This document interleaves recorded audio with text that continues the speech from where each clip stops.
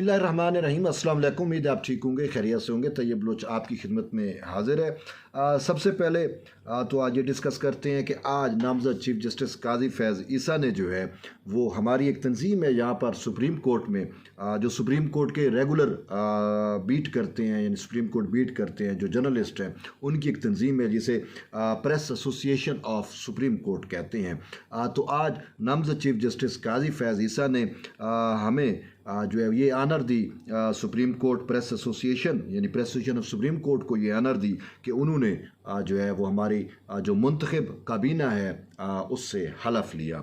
काबीना में जो है वो सदर मैं बज़ाते ख़ुद यानी कि तैयब बलोच जो है वो काबीना के सदर मुंतखब हुए हैं, और यूँ जनरल सेक्रेटरी आज़म गिल हैं और नायब सदर अलदा सिद्दीकी हैं, और इसी तरीके से सेक्रेटरी इतलात जो हैं वो शहरियार शुएब, और जबकि हमारे फिनांस सेक्रेटरी जो हैं वो इब्रार अस्तूरी, और एग्जेक्टिव मेंबरान जो हैं उनमें सईद बलोच हैं और नासिर काज़मी हैं और मलिक वसीम हैं। तो ये हमारी मुख्तसर एक छोटी सी काबीना जो है वो तश्कील दी गई थी, और ये एक इलेक्टेड बॉडी है। हमारे जो प्रेस एसोसिएशन के रिपोर्टर्स हैं उनकी एक तंजीम है, और वो जो है इलेक्ट करते हैं, वोट के ज़रिए इलेक्ट करते हैं। ये सिलेक्टेड नहीं है, इलेक्टेड हैं। तो उन्होंने इलेक्ट किया, और फिर उसके बाद हमारी तकरीब हलफ बर्दारी नहीं हुई थी, तो जिस पे हमने नामज़द चीफ जस्टिस काजी फैज़ ईसा को जो है वो उनसे रिक्वेस्ट की, तो उन्होंने हमें ये आनर बख्शी। तो आज यानी कि 23 अगस्त को जो है वो जस्टिस काजी फैज़ ईसा साहब आए, उन्होंने हमसे हलफ लिया, और हलफ के बाद यानी हमने उनसे हलफ लिया, और हलफ के बाद जो है जस्टिस काजी फैज़ ईसा ने बड़ी अपनी तकरीर की। और काजी साहब की तकरीर जो है उसके मदरजात में आपको बता देता हूँ। वो तकरीर बड़ी अहम है, और उसको अगर हम देख रहे हैं कि उनके टेन्योर से, क्योंकि जस्टिस काजी फैज़ ईसा नामज़द चीफ जस्टिस हैं, और उनका टेन्योर शुरू हो रहा है अपना 17 सितंबर 2023 से, यानी कि यही कोई 20-25 दिन रह गए होंगे। 17 सितंबर में कितने दिन रह गए हैं आप ख़ुद काउंट कर सकते हैं। तो आज 23 है, तो वो अपना हलफ लेंगे सदर पाकिस्तान से। 17 सितंबर की शायद सुबह को हलफ लिया जाएगा, और उस हलफ के बाद वो बाकायदा चीफ जस्टिस ऑफ पाकिस्तान के फ़रज़ सर अंजाम देंगे या मनसब संभाल लेंगे। और उसके बाद उनसे तवक्कुआत भी बहुत ज़्यादा हैं, एक्सपेक्टेशंस भी बहुत ज़्यादा हैं, क्योंकि अभी जो सुप्रीम कोर्ट के मामलात हैं इनमें बहुत ज़्यादा उलझाव है, और जजेस में भी तकसीम है। ख़ुद चीफ जस्टिस मौजूदा चीफ जस्टिस उमर अता बंदियाल का जो कंडक्ट है उस पर भी तहफ़्फ़ुज़ात हैं, और सुप्रीम कोर्ट की रिवायात को भी तोड़ा जा रहा है। बहुत सारी चीज़ें हैं, यानी कि एक शख्स की सहूलतकारी के लिए सब कुछ दाव पे लगा हुआ है इन दिनों। तो इसी वजह से लोग दुआ कर रहे हैं कि ये जो गिनती के दिन हैं ये जल्दी गुजरें, और चीफ जस्टिस उमर अता बंदियाल जो है वो रिटायर हो जाएं, और नामज़द चीफ जस्टिस काजी फैज़ ईसा अपने ओहदे का हलफ लें। तो बहरहाल वो दिन तो तय है 17 सितंबर को, लेकिन आज जो उन्होंने तकरीर की वो तकरीर मुस्तकबिल का एक आप समझ लें कि चीफ जस्टिस काजी फैज़ ईसा का जो टेन्योर होगा उसका एक किस्म का अक्स हमें उस तकरीर में नज़र आता है। लेकिन उन्होंने कहा कि मुझे फिलबदी तकरीर की रिटर्न तकरीर उनकी नहीं थी, और उन्होंने कहा मैं तैयारी तो मेरे नहीं थी कि मैं तैयारी करके आता बाकायदा एक तकरीर के लिए। तब उन्होंने जो बड़ी बात की वो मीडिया से मुतल्लिक ये चीज़ें बड़ी अहम हुई, जिसमें परसेप्शन मैनेजमेंट की बात भी उन्होंने की, और उसमें उन्होंने ख़बर की भी बात की, ओपिनियन मेकिंग की भी बात की, और सच की भी बात की, और उन्हें वाज़ेह तौर के ऊपर कहा जो सच होता है वो सच होता है, सच को याद रखने की भी ज़रूरत नहीं होती, जबकि उन्होंने कहा जो झूठ होता है वो याद उसको रखने के लिए भी जो है बड़े पापड़ बेलने पड़ते हैं। उनका कहने का मकसद यही था कि जब आपने एक दफ़ा झूठ बोल लिया तो फिर उस झूठ को छुपाने के लिए या उस झूठ को सच साबित करने के लिए फिर आपको मुसलसल झूठ बोलने पड़ते हैं। इस हवाले से उन्होंने कुरान और अहादीस की भी हवाले दिए, और यहाँ तक कहा कि भाई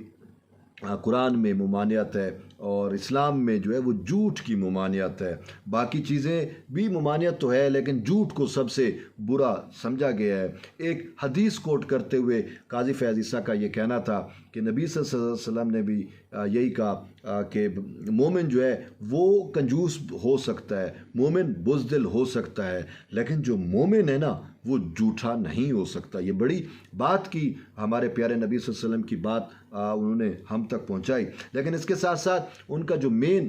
مدعا تھا وہ آزادی اظہار کے ساتھ سچ تھا۔ انہوں نے کہا کہ صحافی جو ہے جو چیز رپورٹ کرتے ہیں ان کو کیئرفل ہونا چاہیے، اور ساتھ انہوں نے کہا کہ خبر جو ہے وہ تو حقائق پہ مبنی ہوتی ہے، وہ اس میں سچ کا پہلو ہوتا ہے خبر میں، لیکن بات یہ ہے کہ جو اوپینین ہوتی ہے نا وہ ایک الگ چیز ہے۔ اور اس حوالے سے انہوں نے ایک بڑی مثال بھی دی۔ انہوں نے کہا کہ جج اور جو جرنلسٹ ہے یہ دونوں جو ہے وہ سچ کی تلاش میں رہتے ہیں، تاہم انہوں نے کہا کہ سچ اور انصاف اگر ہم ان کا کمپیریزن کریں تو انہوں نے کہا کہ سچ کسی چیز کا محتاج نہیں ہے، سچ کو سب تسلیم کرتے ہیں، لیکن جو انصاف ہے تو انہوں نے کہا انصاف کے معیار الگ الگ ہو سکتے ہیں۔ انصاف مطلب ہے کوئی فیصلہ ہوا تو ایک پارٹی کہتی ہے یا کہے گی کہ مجھے انصاف نہیں ملا، تو دوسری جس کے حق میں ہوا وہ کہے گی مجھے تو انصاف مل گیا۔ اور پھر انہوں نے ایک بات کی کہ جیسے انہوں نے کہا کہ 18 سال کا جو ووٹر ہے، ٹھیک ہے نا، وہ یہ کہتا ہے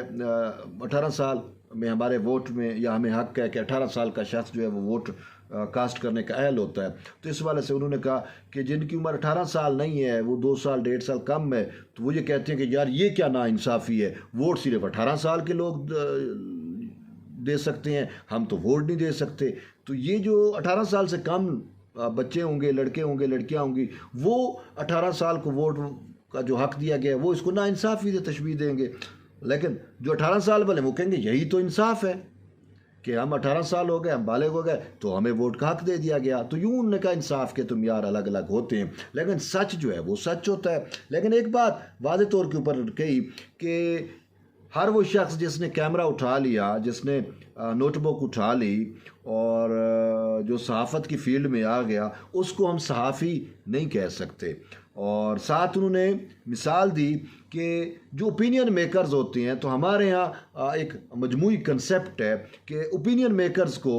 جو ہے جو رائے دیتے ہیں، جو تجزیہ نگاری کرتے ہیں، ان کو بھی ہم صحافی مانتے ہیں۔ تو انہوں نے کہا وہ صحافی نہیں ہوتے، وہ الگ ان کا وہ اوپینین میکرز ہوتے ہیں، وہ اوپینین بناتے ہیں، وہ اوپینین دیتے ہیں، وہ ان کی اپنی اوپینین ہوتی ہے۔ تو انہوں نے کہا کہ اسی وجہ سے جب بھی آپ کوئی خبر دیتے ہیں اور ساتھ اگر آپ اپنی اوپینین دے رہے ہیں تو آپ کو یہ واضح کرنا چاہیے کہ یہ میری اوپینین ہے،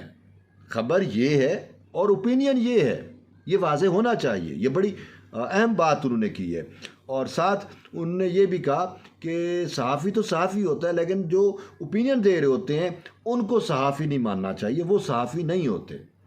اور اس حوالے سے سوشل میڈیا پہ بھی انہوں نے بات کی کہ سوشل میڈیا پہ جو کچھ چلتا ہے، تو اگر ہم اوورآل سمجھیں دیکھیں تو صحافیوں سے متعلق